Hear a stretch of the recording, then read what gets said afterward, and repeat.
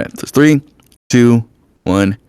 Yo, what is good, everybody watching this video on YouTube? Welcome to our, I believe, third event of the Voice Actor Haven and our second webinar event, just kind of me yapping about a topic. Today's topic, we're talking about how to properly audition for a voice actor casting call. Now, last week, which is a previous video that you can find on our YouTube channel if you are watching this on YouTube, and any of us that are in the stage currently, we covered where to find audition opportunities, which was really fun. And if you didn't check out that video, please do. It was pretty informative. I yapped a little bit, so it should have been pretty fun. But today we'll be kind of going over how to audition, or kind of how to properly audition. Some do's and don'ts that I've learned over making mistakes about approaching an audition throughout my career, as well as just some, insights into how to basically break down a character audition, essentially. Now, this is going to be divided into two little points of topic. One, we're going to be breaking down the technical aspect of auditioning, which is what are certain words and auditions mean, like the AABBCC method, differencing from the ABC method upon recording, what certain things in the audition means. So that will be the first topic that we're going to cover. And then the second topic we're going to cover is actually doing an audition, and you can be able to see my process on how I break down, personally, a character audition. Now, before we go into it, just to kind of highlight on that last portion, everybody kind of has a different way on approaching an audition. So my approach to an audition isn't law.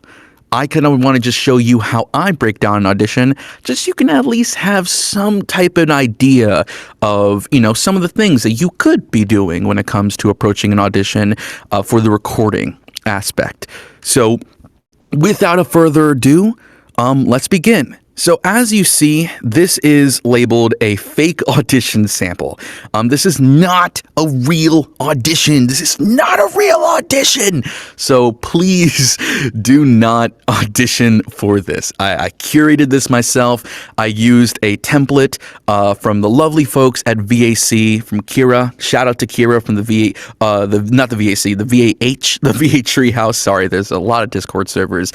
So shout out to the VA Treehouse for allowing me to kind of use their audition template and Kira's audition template to be able to curate this fake audition for you guys. So the first step, let's kind of cover this. The first step when it comes to going about any audition is we gotta read. And when I say we gotta read everything.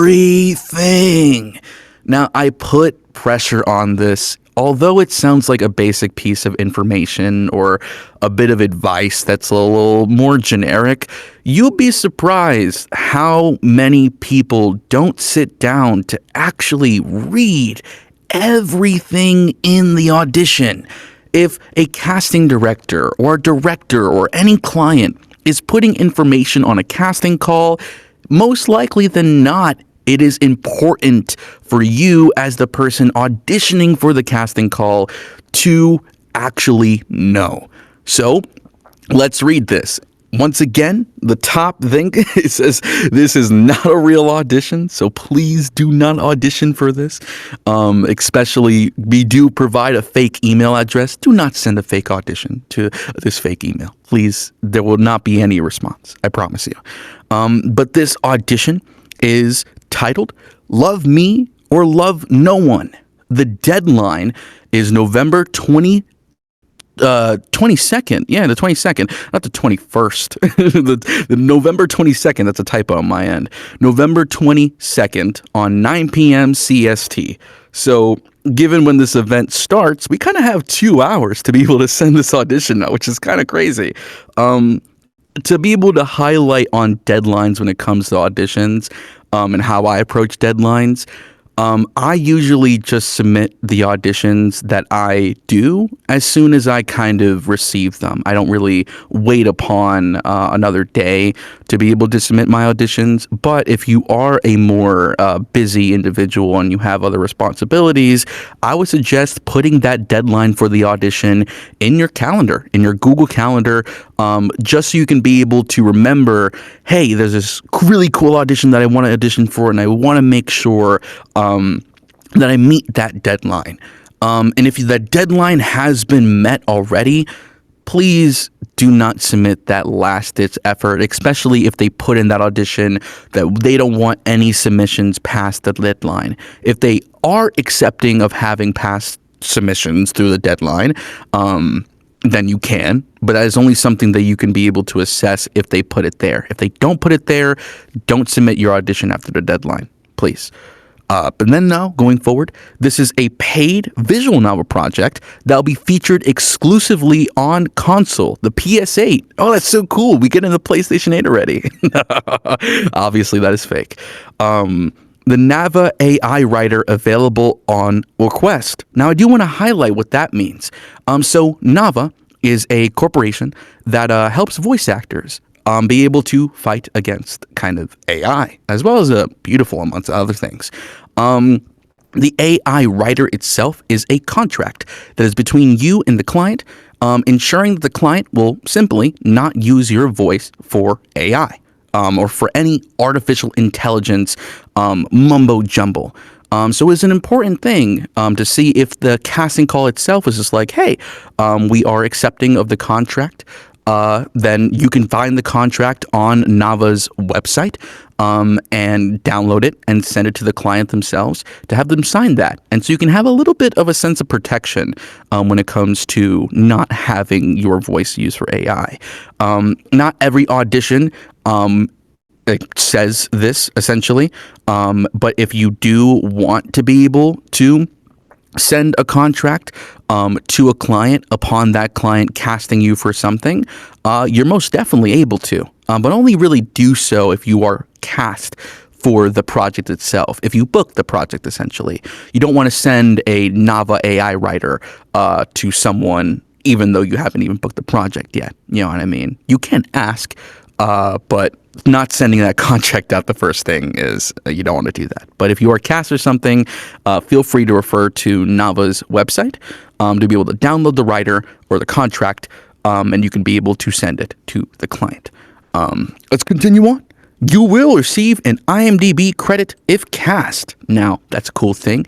We had another little area of conversation in a past closing credits webinar that I did, talking about IMDb and talking about the nuances of IMDb as well. So that's a pretty cool thing. That this project, this fake project, is offering a IMDb credit if cast. So that's cool information to know, right? Now we're getting a little bit in the juicy aspects of the audition. We have the synopsis.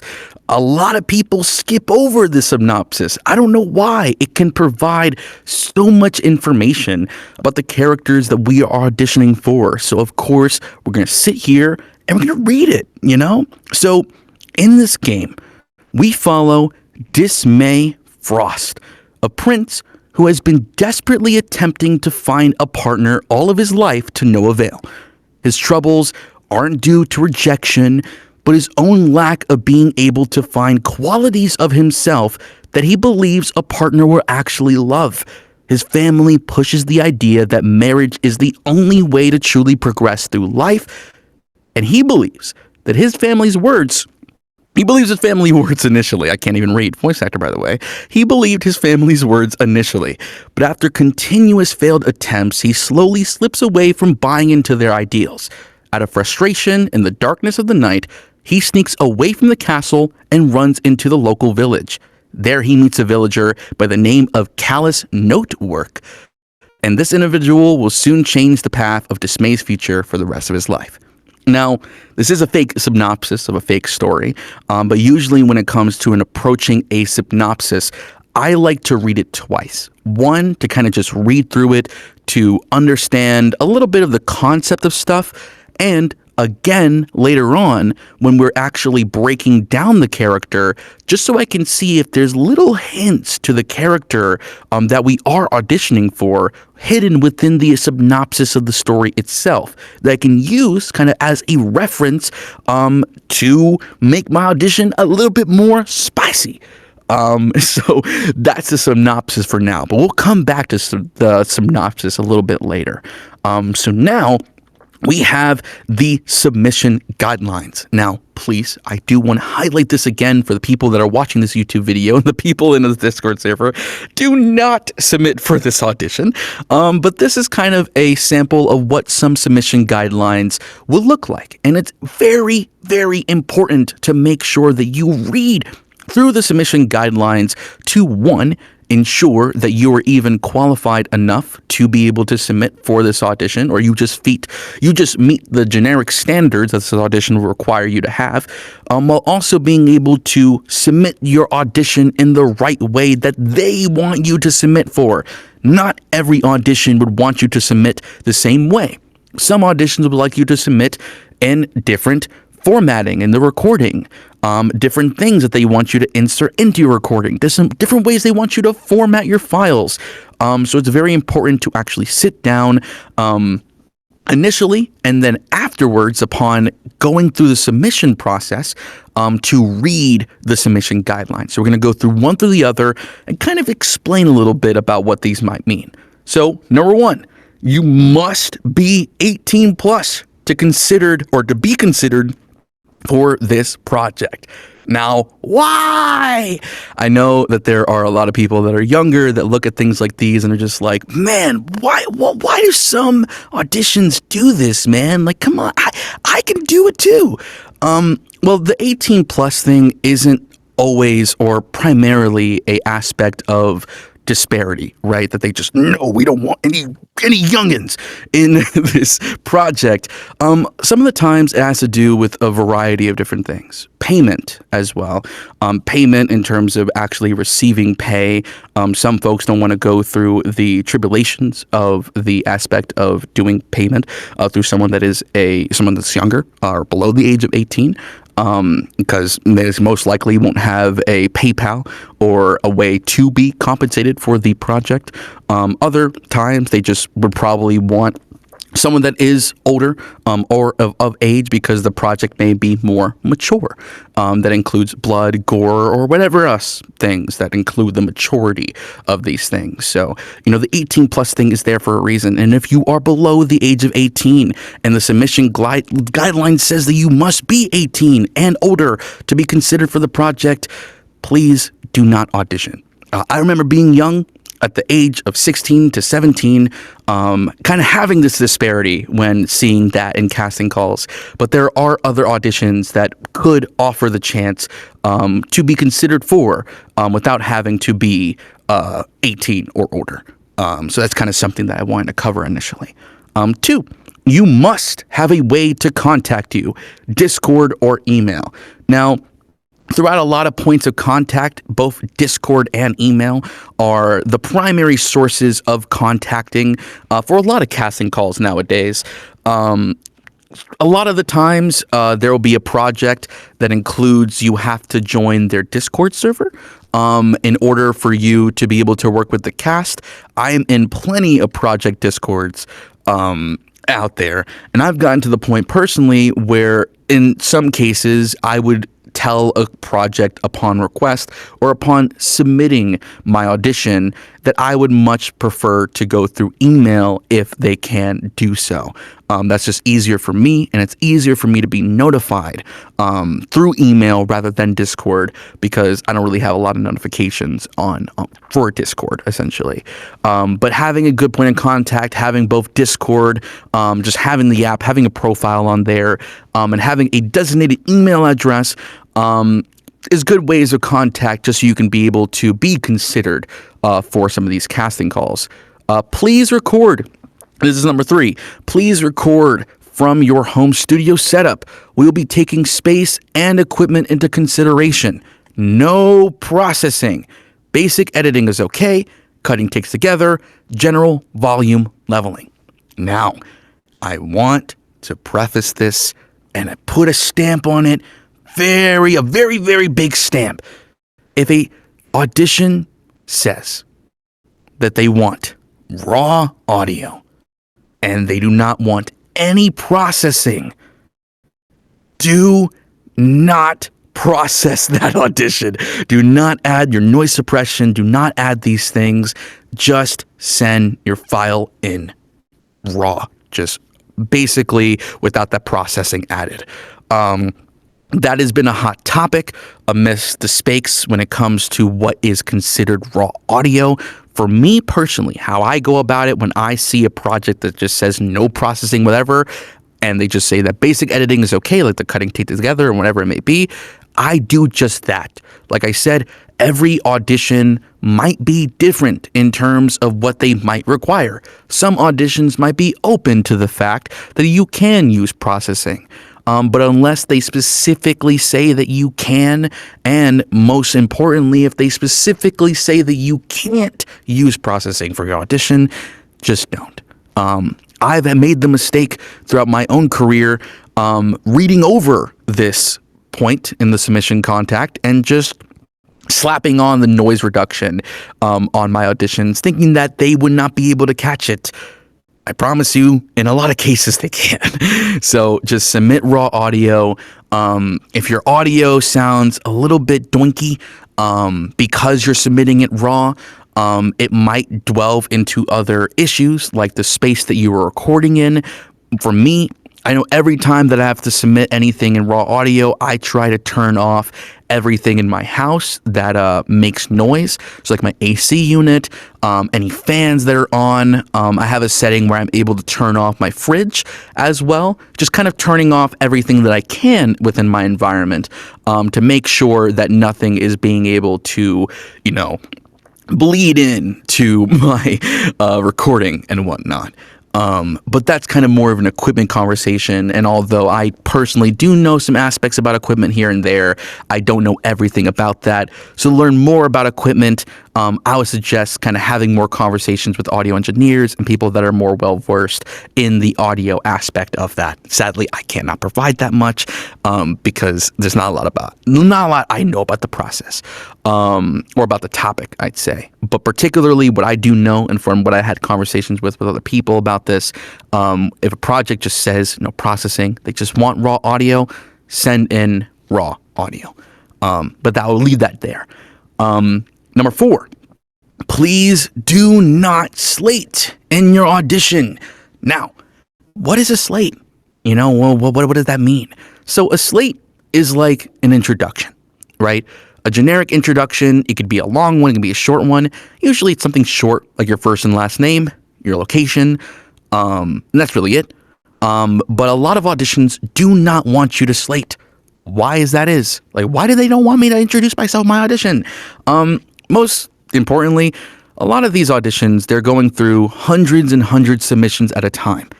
And a lot of times, they just kind of want to hear your audition. They don't want to hear your introduction or whatever about you, because if they do want to find out that information, they can learn so through the file naming of what you name your file, which would most likely include your name, as well as the information that you insert upon your submission, not in your audition, but in the email that you construct for the audition itself, or the description that you put if you're auditioning on a site like Casting Call Club. They can find out more information about you through there, not through the audition that you set yourself. Now, if an audition says that they want you to slate, what should a slate sound like?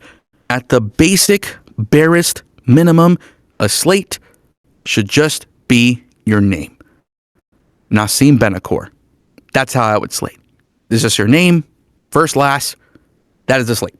If they want more than that, they can provide more than that, but usually that's it. If you are auditioning through an agent, your slate would be Nasim Benelkour, AB2. I'm currently represented by AB2 Talent, so that's how I would go about my slate of doing so. But in your case, if you do have an agency representation and you're submitting through them, you would slate your agency name. So that's kind of the idea of slating. So Zero, for this kind of area, I'm going to be reading a little bit of the side chat to see if everybody's cool with the information. Does anybody have questions and stuff? Are we good? Are we good? Yeah. Okay, we're good. We're good so far. Am I going at a good pace? You guys are understanding a little bit? Hey, dope, dope, dope, dope, dope. Oops. We good. Okay, dope. I'm glad that we are going through this. Alrighty, dope, dope, dope, dope. Okay, so moving on. We have number 5. Record 1 to 2 takes in ABC format. Include all takes in one file. Now, what in the world does ABC mean? Are we back in elementary school? Are we just counting our ABCs? No, that's not what this is. So there are 2 prominent ways to be able to style the formatting of your audition, right? The way that you're recording your lines and the way that your lines are being set up. So for this section, I'm going to take us a little bit on the journey, ignore all this for now, and go a little bit to this dialogue session just to kind of give you an idea of what ABC versus AABBCC, that style of recording differs from. So, ABC would be styling the recording of your audition with A, being the first line, B, being the second line, and C, being the third line. That is ABC. And if there's more, then you will go E, ABC. Oh, A. I didn't go to elementary school, guys. I miscounted my alphabet. So A, B, C, D, and so on, essentially. ABC is kind of the generic way to be able to record an audition in. So if an audition doesn't tell you or specify what to record in, just record ABC. ABC is just the easiest way to be able to style your recording. So it would just be A, B, and C. That'll be your first take. And then A, B, and C. That'll be your second take. And then if you were to do a third take, A, B, and C. AABBCC would be A, your first take. A, your second take. B, your first take. B, your second take. C, your first take. And then C, your second take. So you're essentially doing line 1, line 1, line 2, line 2, line 3, and line 3 for AABBCC, and line 1, line 2, line 3, line 1, line 2, line 3 for ABC. Hopefully that makes sense. So in an audition, that is kind of how those takes are stylized. If an audition tells you to record in AABBCC, record in that method. Record and have that be your format for your recording. If the audition tells you to record in ABC, have that be your format. But if it doesn't specify at all, just do ABC. Just do ABC for everything. And only if it does specify that you need to record AABBCC, do that. So hopefully that makes sense. So recording 1 to 2 takes, I'll put a emphasis on this. Only record a second take if you have something completely different to give the character, right? A good example from this is by a creator named CDogVA that explained this in one of his own videos, which I do love, by the way. A different take of a line wouldn't be, I walked my dog today. I walked my dog today. It wouldn't be something like that. It would be a dramatic change in the way that you approach the line within the essence of your character. So it could be a rendition of the line that's a little bit showcasing the sadder emotion. Man, yeah, I walked my dog today. And a second take could probably just be very different in comparison. Maybe it's showcasing something more angry. I walked my dog today. Like that is a difference in change when it comes to take and approach. And I only recommend if you have a completely different take to give, if it is either a completely different voice direction, if it's a completely different direction on the line, then do a second take. If not, just record 1. Dope. So 6, file formatting. Only MP3 and WAV will be accepted. So MP3 and WAV are just the way that a file can be formatted, obviously through the essence of the description itself. You could be able, or you can be able to switch what your file formatting is when you are uploading your audition to your file. So within your DAW, and your DAW being whatever you're recording on, either Adobe Audition, Audacity, or other means of having DAWs, you should be able to switch what you are recording or what your file gets formatted in within the DAW itself. I know that's how it is for Adobe Audition. It might not be the same for others. If it's not, generically, I believe that your file gets inputted out as MP3.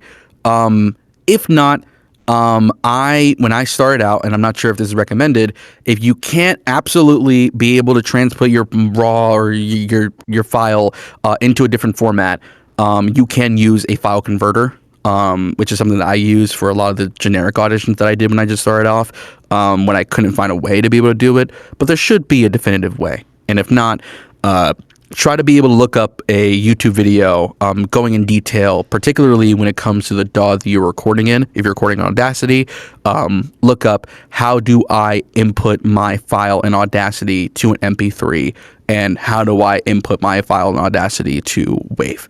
But it should be able to do so within the DAW itself. Mono, 44.1 kHz minimum, constant bit rate for MP3.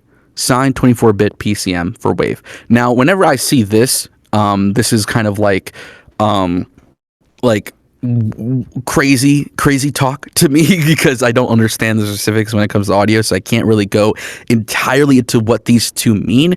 But these should be kind of just settings that you can be able to switch off in your DAW themselves. So recording in mono, that is a setting that you can be able to change in your DAW, whatever you are recording in.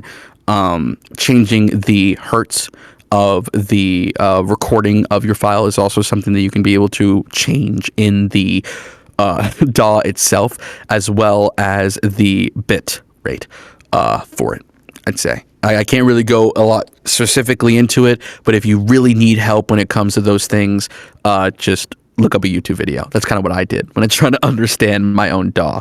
So hopefully that kind of provides at least some insight. It's the only insight that I can provide. But number 7, save your file as character name and your name. Example, Dismay Frost, Nasim, Benelkour. So this is kind of what you're going to be saving your file as. So when you are uploading your file to your file name, you essentially should just copy this and then copy it to your file name and then input the information for that. So if you're auditioning for Dismay Frost in this example, you will input it like this, and then you'll put your first and last or whatever you're going by at the end of this. It is important to make sure that you input your files correctly, or you input the file name correctly.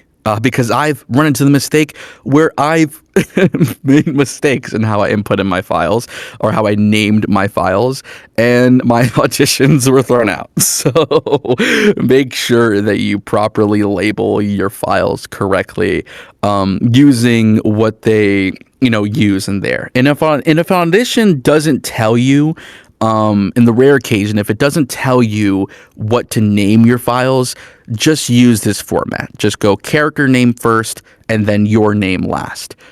Just use that format if an audition doesn't just tell you what they want your file name to be. But it can be different for other auditions, so make sure you don't gloss over this section. Number 8, send your audition, and do not do this, to thisisafake@gmail.com with the subject line, love me or love no one, your name. So this is kind of the section where they're just giving you the information of the email itself of where to be able to submit the audition to. There are other auditions that would want you to submit it through a Dropbox link or through other mediums, but they most likely than not will have where you should be submitting the audition within the doc itself. And then the subject line, especially if you are submitting it through an email, make sure that you are, inserting the subject line correctly. Because I've also bumped into the mistake of inputting the subject line incorrectly and my auditions being null and void. So be very, like, take the time to be able to read over things like this and make sure that you don't mess up and accidentally submit it with the wrong subject line or typo or whatever. Take your time. Don't rush these auditions.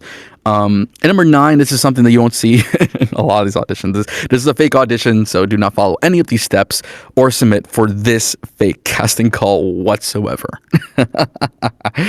Okay, now I'm going to go back, Zero, in this point of the recording. I'm going to go back to the chat, kind of just to see if you guys are doing okay. You guys are doing good. You guys are doing good. You guys are doing all right. Okay, just checking. Just checking if you guys are all right. You know, it's like watching your siblings as they go to a playground and just making sure, okay, you guys are alive. You guys are alive. Okay, just making sure. Okay, now we have kind of got over this section of going into the submission guidelines. Now we're going to look at the actual audition itself. So firstly, I want to say thank you for Jiro, one of my admins in the server, for allowing us to use one of their beautiful OCs as a visual representation of what you might see on a casting call. So we'll go over kind of the specifics of what some of these things might mean if you don't know, and just kind of look over them, essentially. So we have Dismay Frost. At the very top, it says the name of the character, Dismay. That's kind of self-explanatory. It's the name of the character. This is a main character. Really dope. And it pays $250 per hour with a 2-hour minimum. Whoa, that's a lot of money. So, the rates obviously will change with different auditions and different casting calls.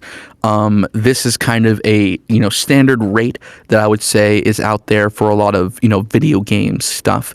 What does it mean by a 2-hour minimum? What does that entail? So if you are recording a live recording session, and you are being given $250 per hour, right?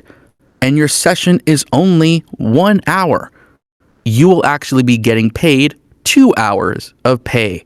Why is that? Because they love you so much. They want to give you more money. No, it's kind of more of a protection of the actor's time, essentially. So if you're going into an audition or if you're going into a role that has a minimum when it comes to what you're recording for, that's just kind of like a minimum of your time. Like you should be getting paid the 2 hours of pay. So you wouldn't be getting paid $250 per that session. If it's an hour or 30 minutes, you'll be getting paid $500 for that session because it would be in the 2-hour minimum. So hopefully that makes sense a little bit, but the rates can obviously change per casting call. Alrighty, moving on. We are prioritizing LGBTQ plus talent for this role. Now, to put this out there, because there's some folks that don't really understand this meaning. If an audition is prioritizing a certain ethnic group or a certain background, or in this case, LGBTQ count, they're requesting for that, and you are not that, do not audition for the role. Please do not audition for the role, because especially if the audition are prioritizing a certain group or a certain background and you are not of that background, you're just wasting their time, essentially. They do this because some of the characters that people have diverse backgrounds or different pieces of representation that they want an actor of that representation to fill, which is, I believe, a pretty dope thing. Given that I am of the LGBTQ team, I can audition for this, which is really cool. So that's kind of my little explanation for the prioritization stuff. If you see that and you're not of that certain background, simply do not audition and move on. It's not a stab at you. It's just what the casting director wants or what the client wants, and you need to respect that. And it gives kind of opportunities to folks of these backgrounds, and I believe that's such a cool thing. So the gender of this character would be male. The age of the character would be 23.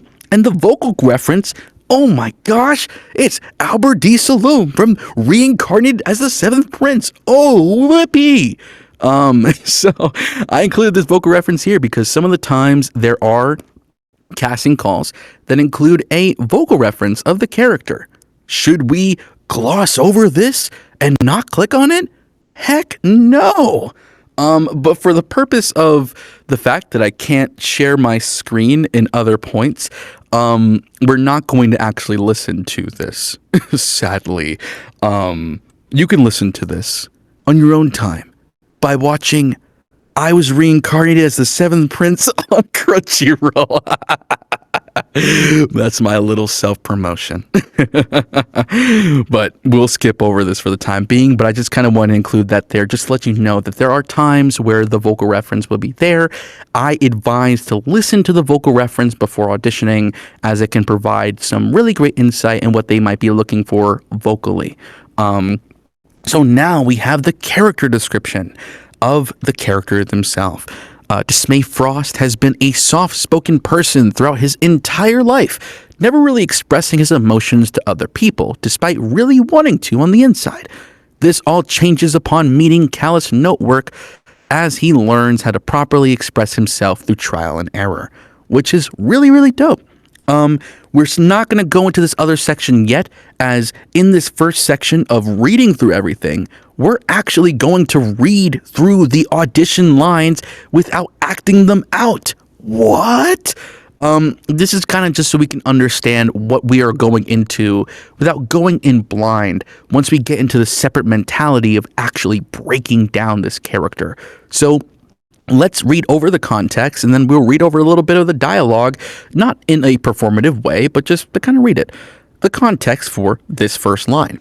His father wants him to find a romantic partner before it's too late. Despite his unwillingness, he doesn't want to publicly disobey him, so he agrees. And the line that follows that is, "Yes, father, I understand. I will find someone soon, I promise." Dope. Upon being, and this is the second line, upon being in the privacy of his own room, Dismay finally allows himself to vent out his frustrations. Throughout his life, he's been pushed to find a romantic partner, and if he doesn't, his father will choose someone for him. Oh no! He's tired, he's sick of this, and most importantly, he's had enough. And then the line goes, "Why does this have to be so damn complicated? Yeah, throwing effort. I'm not even sure that I want to find love at all." Ooh. The last line of the context for this would be, throughout the game, Callous Notework, the villager Dismay meets after escaping the castle, has been showing Dismay so much about what love truly is and what it can be, telling Dismay that he needs to prioritize himself first before going out there and trying to love another. Callous has been extremely helpful to Dismay, and over time, Dismay has been comfortable enough to be emotionally vulnerable with him. This is one of those moments. Oh, that's so sick. Okay? And the line goes, "You've shown me that love isn't as straightforward as my family puts it. I have to love myself first. I'm really glad I met you, Callous. My eyes have been opened." Haha, little chuckle. "Thank you for everything." Dope. That's so cool. Man, whoever wrote this is such a cool lad. You know? This is why I am not a writer by any means, and I'm just a voice actor. But hopefully, reading through this initially gives you kind of an example of the time that you should honestly take to initially, before even breaking down your audition, to read through everything that the audition gives you. And now that we kind of went through everything, now we can get into the actual breaking down a character side of things. So we read through everything. We kind of have a grip or understanding of how to be able to approach this casting call from a technical standpoint, right? We understand that our line and format should be ABC, so we're keeping that in mind. And we read a little bit of the synopsis, so that's really good. But I do want to be able to check on you guys once again. see how you guys are doing. Yes, it is. Doing good so far. Okay. Yes. Okay, dope. I just want to check on you guys. You guys are my people. Okay. No 6-7 jokes. I'm sorry. Okay, I can't allow that. You're banned, actually. Alrighty. Dope. So now we can get into this section of breaking down the audition. And oh my god, we are so good for timing, man. I'm so good at this yapping thing. I hope you guys enjoy my yapping. So yeah, now let's get into the mentality of breaking down this audition. Now, I'm going to give you my approach for breaking down an audition. And now I want to preface this once again. My way of breaking down an audition shouldn't be a universal way on how you should break down an audition. The reason why I'm showing you my process is so you could find ways to take inspiration off of what you can or could do when breaking down an audition for yourself. Some of the things that I do and some of the things that other people do can really help you in terms of trying to be able to pick up things and how you can be able to approach your next audition. So I said this in the very beginning, but we're back at the synopsis. We gotta read through this again because now we understand that Dismay is the only character that we have in this casting call, which is beautiful. So we can focus so much on now Dismay Frost and trying to be able to be this vessel for this character.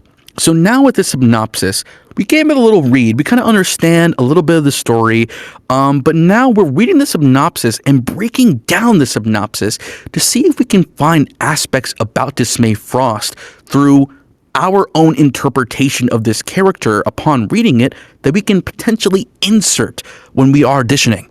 So we read it again. We follow Dismay Frost, a prince who has been desperately attempting to find a partner all of his life to no avail.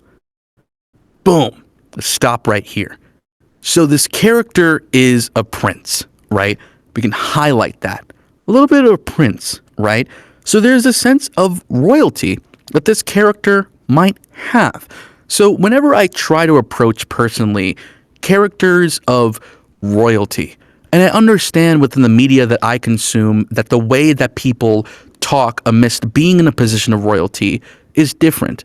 But what I kind of try to adhere to when it comes to royalty-esque characters is creating some type of a vernacular difference in the way that that character speaks, given the fact that they grew up in royalty. So my own vernacular in the way that I talk naturally, I don't think might cut it for a character like this, or at least I don't want it to cut it for a character like this, at least in my own interpretation.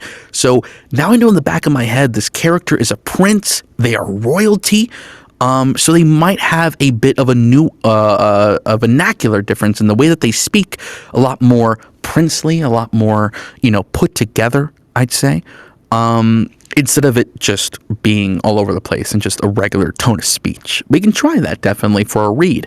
And maybe we could even do a different read where the vernacular isn't there. Boom! Now we kind of already have a way that we can approach our first read and our second read just within the first line of the synopsis itself. You know what I'm saying? So, it's why I like to sit down and read a synopsis, because there's ideas that you can curate just within certain little stuff, like the first line.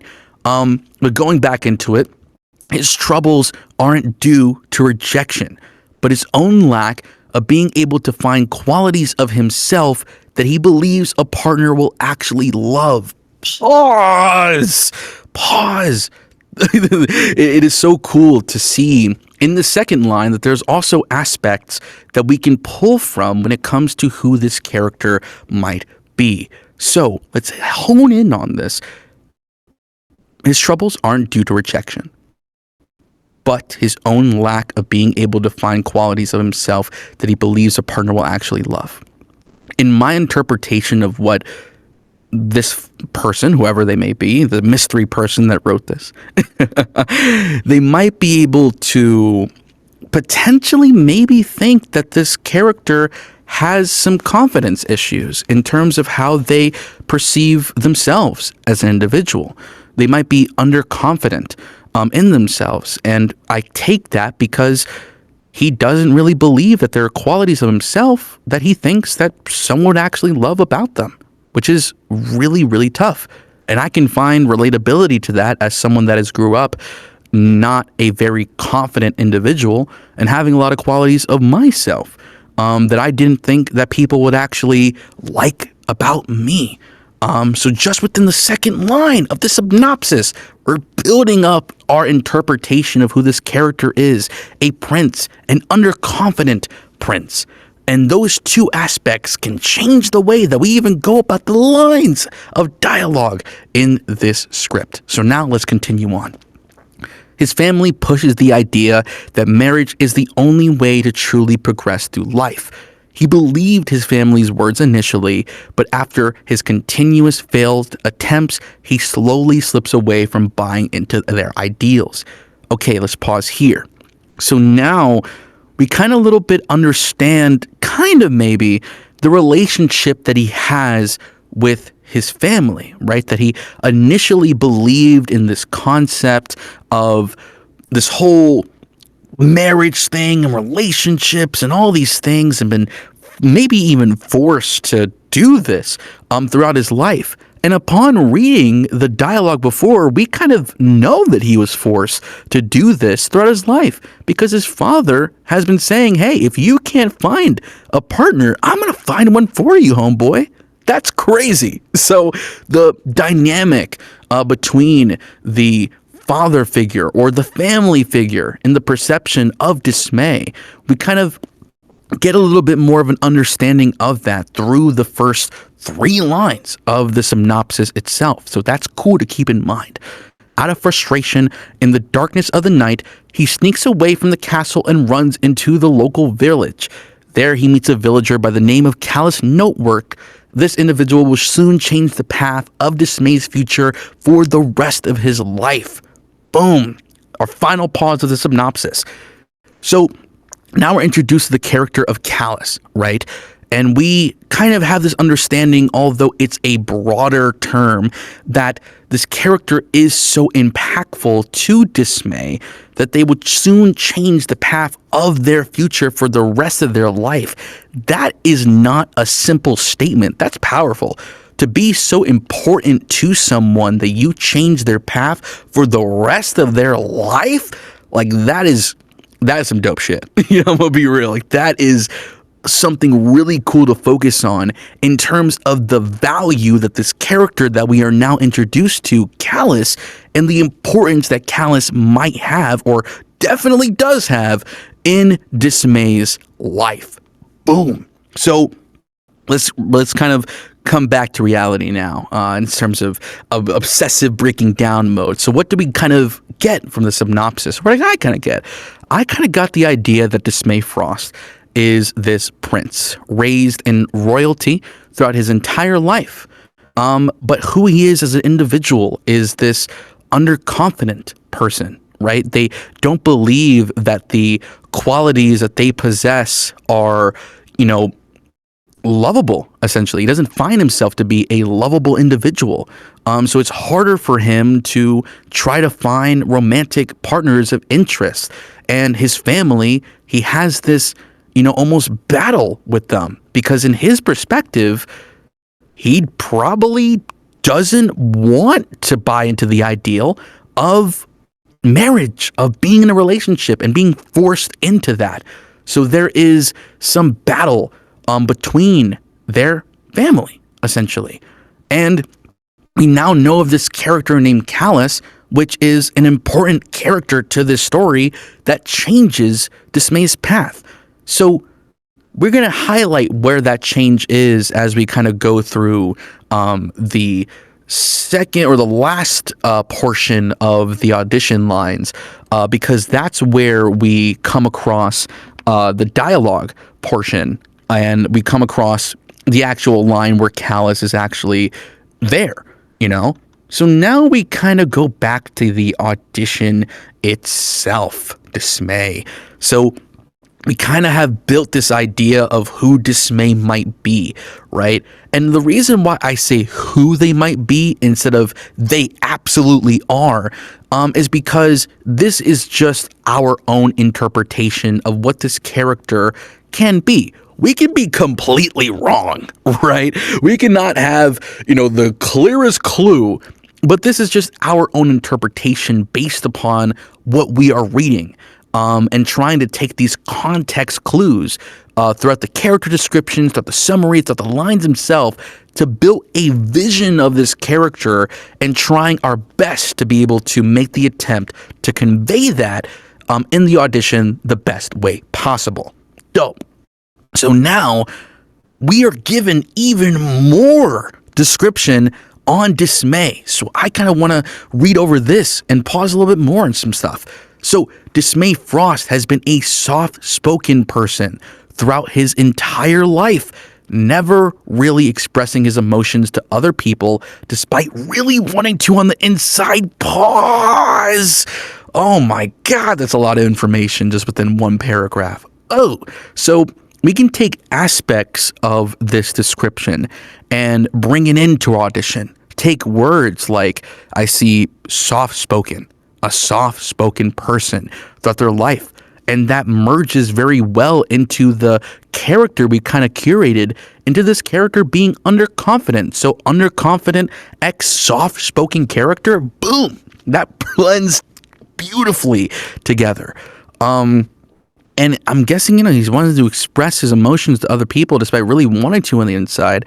So the way I'm guessing, so in the way that I'm trying to interpret this, because it might feel like cheating because I made the document, but I genuinely forgot my mindset when curating this. I made this like yesterday. So in terms of my own interpretation for something like this, right? I'm thinking that there might be an aspect of this character that maybe could be like a mask, right? And I've definitely had experiences in my life where I've kind of wore a mask around other people, just so that I can create this reality of being a person that I not actually are. And on the inside, not being able to actually express my own emotions, kind of pretending to, be okay with everything, essentially, if that makes sense. It's kind of just maybe creating another piece of the puzzle that we can add to this character, but might be something that we drop over a portion of time, right? There's only so much that we can do with this. But that soft-spoken aspect is something that we can definitely highlight upon going through these audition lines and reading for them. Going on to the next one. This all changes upon meeting Callous Notework as he learns how to properly express himself through trial and error. Boom! So we kind of got a little bit more of a clearer answer of that change that Callous has made to Dismay in their own life, which it comes to being able to properly express himself, express his emotions, and potentially love himself through the dialogue. Oh, we put in the pieces together. You know what I mean? So it's really good to kind of, once again, take the time to read through this stuff because you can unlock pieces of the puzzle in terms of your own vision of this character while also trying to understand the vision that the creator or the client or the casting director is trying to convey to you as the actor for what this character can and is in terms of stuff overall. And now we got the audition lines. Yeah. So we kind of read a little bit into the context of some of these lines, a little bit of the dialogue. And, what I'm going to do is I'm going to do my own rendered take of these lines initially. And we're going to end the recording. We're going to end the YouTube video after that. And afterwards, I'm going to have some folks come up on stage and give their take on what this character might be. And it's going to be pretty fun. But to kind of provide a little bit into what I'm kind of looking into in terms of this. So we know that this character is soft-spoken. They are, underconfident in themselves. So let's kind of take a second. Let's look at this first line, right? Let's reread this context so we can just reinsert ourselves back into this scene. His father wants him to find a romantic partner before it's too late. And it's in quotation marks because I'm guessing that's the philosophy that his father has. And that's a statement that his father said. It's before it's too late, right? Despite his unwillingness, he doesn't want to publicly disobey him. So he agrees. Ooh. Okay. So when I'm looking at this line, although that there is a sense of, combativeness that Dismay has with his father, he doesn't want to publicly disobey him. So he's not lashing out in this piece of dialogue, or at least that's kind of the interpretation that I'm getting. But even though he's not lashing out, we could create a sense of maybe like unwillingness, a little bit of unwillingness still to want to confine to what his father is saying to him, because it's just not something that he agrees with. So maybe kind of that inner turmoil of trying to battle that with this line would be something that we can do to make this line a little bit cooler and fit our interpretation a little bit. So boom, now we're kind of getting to the mindset of going in for our first read of this character. Now, in this section, I'm not going to really explain a lot. I'm just going to kind of go through my own mentality and try to give the words of what I'm thinking in my mind to you guys. And hopefully that makes enough sense. Like I said, my own process for auditioning fits me. And it might not fit everybody, but I'll just give you guys a representation of what I do, just to kind of show you what can be there. So let's begin. Okay, so I kind of want to create a little bit of a difference between the line. I think a lot of people are going to read this, like in the hundreds of auditions that are going to be there, there's going to be a lot of people that's going to read this, starting off with that, yes, father. But what if we started our take with a exasperated breath, right? And I think that creating that exasperated breath can maybe dive into that unwillingness a little bit, but ultimately trying to at least make his father believe that he understands, quote unquote. It could maybe have a little bit of hint and sarcasm after that, but I don't want to go full force into that because it's something that I could probably do in a second take to make it different. So I'm going for a first read.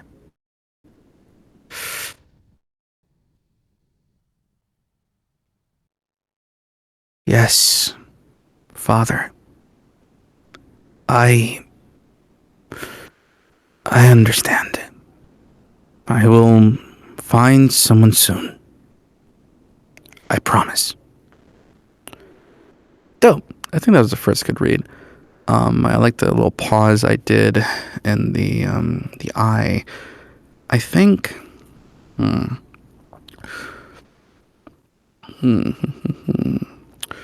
think we could play around with it a little bit more. Like, I think the breath works, but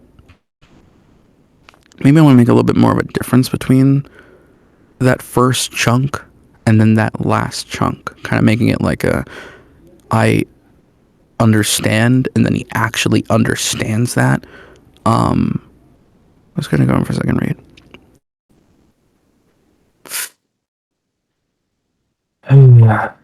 Yes, Father. I understand. I will find someone soon. I promise. Okay, dope. So now, talking back to you guys, this is kind of the portion in my own process where I will choose between those first two takes and kind of see what works better for my own personal vision I try to do something different with that second line, but I think the first take, I liked a little bit more. So in this situation, I'd probably use that first take to start as my A line in terms of this first take that we're doing. So that's gonna be my A line. So try to picture that as I'm inserting that into my file. So having that being in the file. But now moving on, we are going to the second line. Okay, so upon being in the privacy of his own room, Dismay finally allows himself to vent out his frustrations. Throughout his life, he's been pushed to find a romantic partner, and if he doesn't, his father will choose someone for him. He's tired, he's sick of this, and most importantly, he's had enough. Ooh. Get excited for stuff like this. So this is, I'm guessing, the emotional line, the one that's really going to hit in terms of trying to showcase the intensity of frustration that Dismay might have or does have in regards to this whole ideal of, you know, romantic partner and trying to find a marriage and all this stuff that he just doesn't agree with. So we kind of have this idea that he is frustrated, he's spoiled on the inside, and given the fact that he's in the privacy of his own room, he vents all of this out because it's been boiling in him for so damn long. And he's just lashing out, I guess. So I'm gonna re-enter you guys back into my mind, and we're gonna try to go for another take of this. Okay, dumb. So breaking down this, make it a little bit different. Maybe we can do like a line up yell into the why does this have to be so damn complicated? Let me throw. What are we throwing?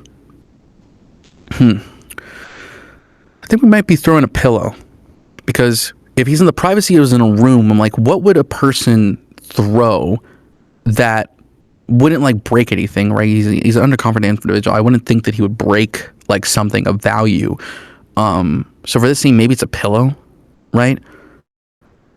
Or, ooh, it could be something that he broke, because maybe the action of breaking something and actually breaking it, like getting that frustration out, leads him to calm down a little bit and dive a little bit more into that emotional like sadness that he has, to then say, I'm not even sure I want to find love at all. We are cooking.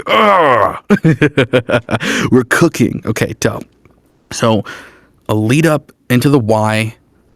We throw something. Maybe we throw like a lamp, I'd say. Yeah, rich people have lamps. Yeah, you know, some rich people have lamps. Okay, we just throw a lamp. Cool. And we regain ourselves. And then we dive a little bit more into the sadness stuff. Okay, let's see how that works.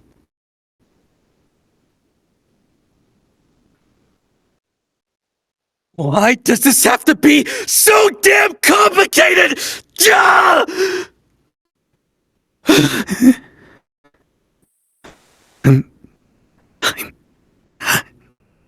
I'm not even sure that I want to even find love at all. That was sick. I'm worried I might have peaked. Not sure if that was completely heard. But from my end, I think it was. I'm going to do a second take just in case you guys didn't hear that, and I'll lower my gain even further. But I think that was a good take. I'm going to see if you guys heard that first. Let's go back to it. Okay, you guys did hear that. Did I cut out at all?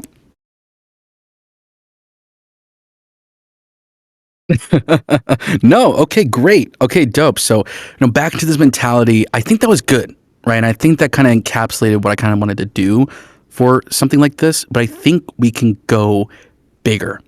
And the reason why I say that is because the type of person, and especially with me, if I built up frustration for so long and it's been trapped within my stomach, I think there's a lot more that happens within the process of throwing that lamp and throwing whatever we're throwing, and that allocation of time it takes to calm down.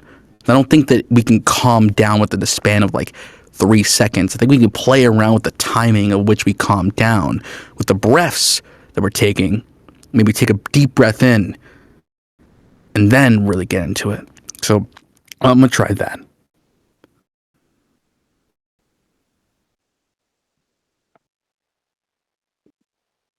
Why does this have to be so damn complicated? Ah!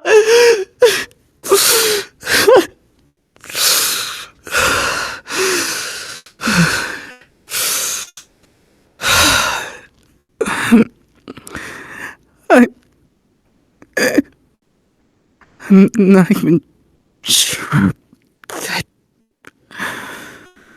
I want to find love at all. Okay. Now talking back to you guys. I think that from those 2 takes, I think I would go with the second one. I think it just plays a little bit more. So we have our first line, we have our second line of our take 1. Now we're going to our context for the third one. So the game, Callous Notework. The villager Dismay meets after escaping the castle has been showing Dismay so much about what love truly is and what it can be, telling Dismay that he needs to prioritize himself first before going out there and trying to love another. Callous has been extremely helpful to Dismay, and over time, Dismay has been comfortable enough to be emotionally vulnerable with him, and this is one of those moments. Ugh. Okay. Dope. So I'm guessing like this is one of those moments, right, that Dismay is emotionally vulnerable. Now I'm going back into my own mentality, so buckle up. So this is one of those moments that Dismay is emotionally vulnerable. I think I want to read this like it's the first moment ever that Dismay has been emotionally vulnerable to somebody. I want to try to express an air of initial discomfort, and by the end of the line, especially with the chuckle, I want to convey that they are finally comfortable enough with an individual to be able to express their emotions and be vulnerable to somebody. So let's see. Okay, we're breaking it down a little bit. My eyes have been opened, and he chuckles. Why did he chuckle after that? Maybe, and this is like a little bit of an idea, right? Pitching out an idea. Maybe the reason why they chuckle after the "my eyes have been opened" line is maybe that line is like almost a catchphrase that Callous used throughout this whole friendship that they've had with Dismay, kind of as a little bit of a joke-esque. And this is the first time that Dismay is admitting that his eyes are being actually opened and genuinely chuckling because it's something that Callous has always said. So it's maybe a little bit of a playful thought that we can try to adapt with the take. I have to love myself first. So I think, yeah, so expressing that discomfort in the beginning and then working my way throughout the line to open up, and then by the chuckle, or honestly by the "my eyes," or honestly, "I'm really glad I met you." I think that could be the opening point. Because if I'm really glad I met someone, I'm trying to express that, or I would express that in the most genuine way possible. So maybe we can put that at, "I'm really glad I met you." Okay, we're cooking. Okay, dope. Dope. So then there's also play around with it more. Let's say, "I'm really glad I met you, Callous," in that genuine way. We do the "my eyes have been open" in a joking way. We regain ourselves a little bit, and then go back to genuine, like 100%, and heartfelt in the "thank you for everything." We're cooking. Okay, cool. Maybe we also like take a little bit of a breath, I'd say, but we did a breath in the first line, so I don't want to repeat that. Maybe we can like improv a little bit and like put, I guess, because it's an opening conversation. What's Callus saying beforehand?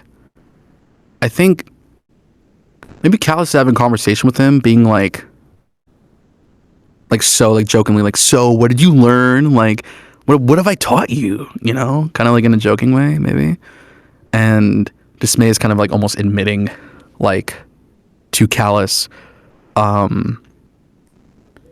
much impact he's had and what he's learned from Callus overall. Let's play with that. Let's play with that. Okay.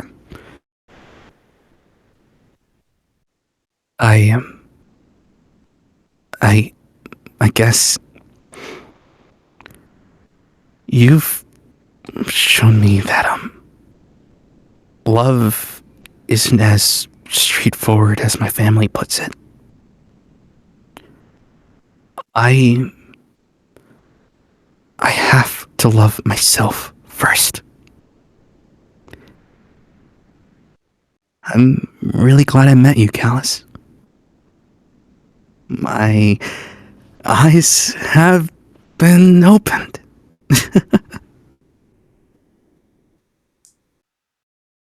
Thank you for everything. We cooked a little bit. Okay. I do think that we can incorporate a little bit more of the soft-spoken aspect a little bit and balance that with the opening up. Just because I don't think that we put enough pressure in that throughout the dialogue. So we'll go about it again. I guess you've shown me that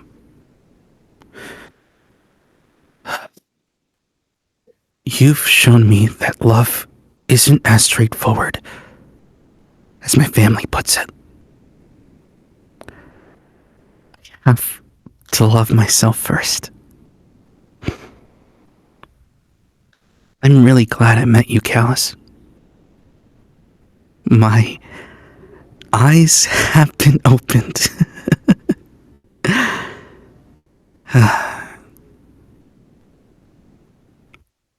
Thank you for everything. Oh, okay, we cooked. Dope. Okay, cool. So, I think, and this is kind of just a genuine aspect of my perception when it comes to how I would format my audition, I don't think I would do a second take. I think that I've expressed a lot in what I wanted to be able to convey for this character within that first take of that A, B, and C line. And this is kind of where the process where I'll listen back to them, see if I have any changes, and if I feel confident with everything, then, you know, submitting it and putting it out. But with that said, that is the end, at least for the YouTube guys, in terms of this video talking about how to properly break down a audition. I thank you so much for watching this video. And once again, the way that I break down an audition in terms of the acting aspect is not universal. Please just audition for stuff yourself. Find out ways to break down an audition further, more intensely, and just find out a method that just works best for you. But hopefully, this kind of gives you a little bit of an example of how to approach an audition for any audition that you are approaching, specifically character-wise. But thank you guys so much for watching, and if you haven't already, join the Voice Actor Haven Discord server.